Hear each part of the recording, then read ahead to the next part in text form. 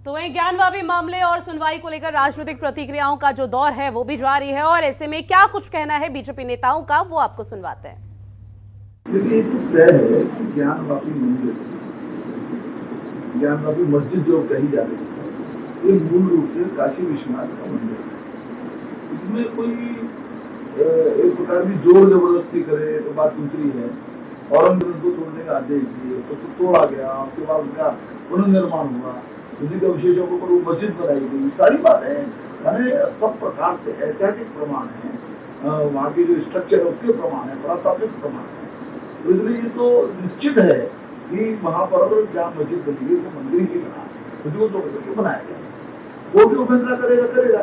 लेकिन इससे बड़े सवाल ये जुड़े हुए हैं कि जो लोग ये कह रहे हैं कि हम तो मस्जिद है और तो छोड़ेंगे नहीं और हमको तो बाबू मस्जिद छोड़ेंगे और हम नहीं छोड़ेंगे, उनको सोचना चाहिए, तो जवाब भी देना चाहिए कि क्या इस प्रकार का मंदिरों को तोड़ना उचित मानते हैं। ज्ञानवापी के मामले को सुप्रीम कोर्ट ने डिस्ट्रिक्ट जज के पास भेजा है और वहां पर सुनवाई चल रही है। सुनवाई पर कोई रोक नहीं लगाई गई है, परंतु ज्ञानवापी के नाम पर जिस प्रकार से गैंग्स ऑफ पापी एक्टिवेट हो चुकी है, जिस प्रकार से ये गैंग्स ऑफ पापी भड़काऊ भाईजान कंपटीशन में लगी हुई है वोट बैंक को भड़काने के लिए, कभी अकबरुद्दीन ओवैसी और ओवैसी बंधु भाई चाहते हैं कि औरंगजेब का महिमा मंडन किया जाए, कभी कांग्रेस पार्टी जब बाबा की खोज होती है और शिवलिंग पाया जाता है तो कहती है ये तमाशा है, कभी समाजवादी पार्टी के मुखिया अखिलेश यादव मखौल उड़ाते हैं और हिंदू आस्था पर चोट करने की कोशिश करते हैं, ये कहते हुए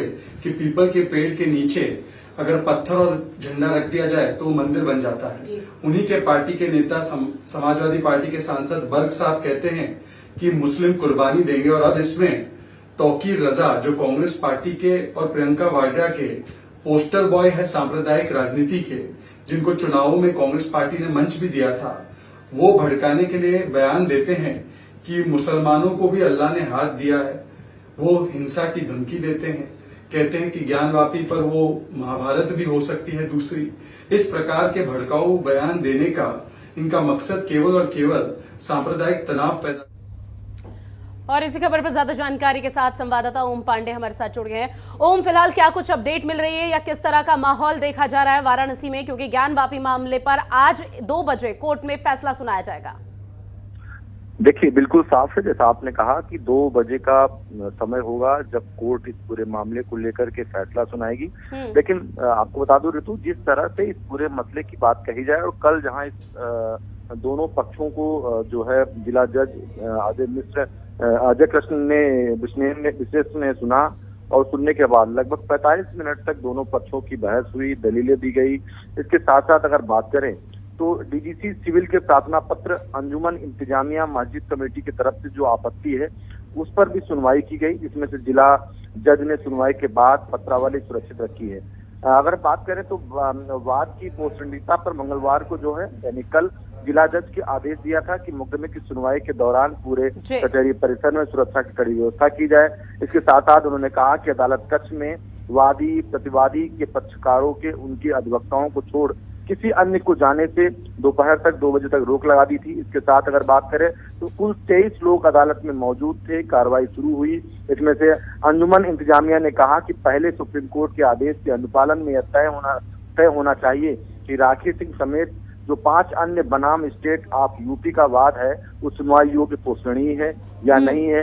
इसके साथ साथ कहा कि वाद दाखिल होने के बाद पोषणीयता पर चुनौती दी गई है, लेकिन निचली अदालत ने इसका अनदेखी की है और सर्वे कमीशन का आदेश देते हुए उन्होंने कहा इसी बात को पहले निर्णय होगा कि विशेष उपासना स्थल अधिनियम 1991 लागू होता है या नहीं है। ये ऐसा मुस्लिम पक्ष की तरफ से कहा गया। लेकिन अगर हिंदू पक्ष की बात करें तो वादी हिंदू पक्ष के अधिवक्ता विष्णु जैन ने कहा कि कमीशन कार्रवाई वीडियो फोटोग्राफ से वाद से जुड़े साक्ष्य हैं, उनकी वीडियो फोटोग्राफ पहले ही नकल दी जाए, फिर दोनों पक्षों से आपत्ति आने के बाद तय हो कि बात पोषणीय है या नहीं है। उन्होंने कहा कि यहाँ तक कि विशेष उपासना स्थल कानून लागू नहीं होता है। साथ ही उन्होंने कहा कि अधिवक्ता हरिशंकर जैन की जो बीमारी का हवाला देते हुए उन्होंने कहा कि सबसे बड़ी बात है कि सिविल जज महेंद्र प्रसाद पांडे ने प्रतिवादी गण से विशेष उपासना स्थल को कानून लेकर दाखिल आवेदन की प्रति जो है 1991 के पहले की पुरजा स्थिति है,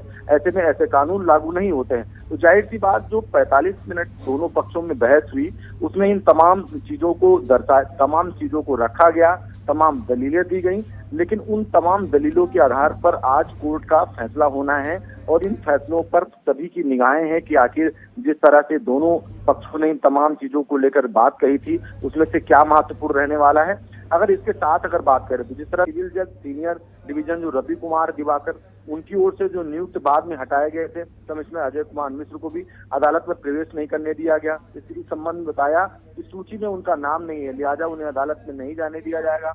उधर याचिका दायर करने वाली 5 महिलाएं और 4 महिलाएं अदालत में मौजूद रही।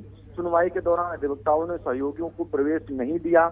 इसके साथ अगर बात करें, सबसे एक महत्वपूर्ण बात और निकल के सामने आई इसमें कि विश्वनाथ मंदिर के अंदर जो पूर्व महंत है वो भी उन्होंने भी दाखिल याचिका की है। अब बिल्कुल ओम, अब आज क्या फैसला आएगा ये देखना काफी महत्वपूर्ण होगा, क्योंकि ये बेहद संवेदनशील मामला है और इसको लेकर कोर्ट के बाहर सख्ती भी बढ़ा दी गई है प्रशासनिक अमले की। तमाम जानकारी ओम साझे की, उसके लिए शुक्रिया।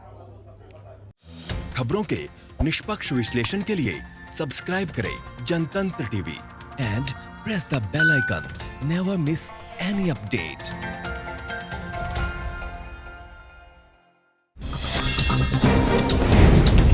डाउनलोड कीजिए जनतंत्र टीवी ऐप को, जो कि अवेलेबल है गूगल प्ले और ऐप स्टोर पर।